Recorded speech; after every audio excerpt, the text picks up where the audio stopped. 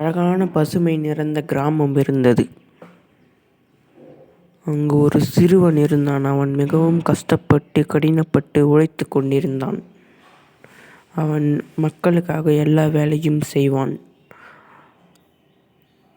ஆனால் அவனது தந்தையோ ஒரு மது பழக்கத்திற்கு அடிமையானவர்.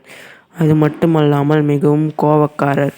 அவன் சம்பாதிக்கும் பணத்தை அவரே செலவு செய்து விடுவார். அவன் ஒரு நாள் பள்ளியில் ஓட்டப்பந்தயத்தில் கலந்து கொள்கிறான். கலந்து கொண்டு அந்த ஓட்டப்பந்தயத்தில் வென்றும் விடுகிறான். இதனை பார்த்த அவனது தந்தை இதயம் திறந்து அழுகிறார், கஷ்டப்படுகிறார்.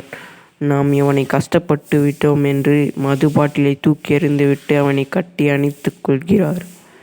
அனைத்து மதுக்களையும் தூக்கி எறிந்துவிட்டு அவனை கட்டி அணைத்துக் கொள்கிறார். பின் அவர்கள் அன்பான வாழ்க்கையை தொடங்குகிறார்கள்.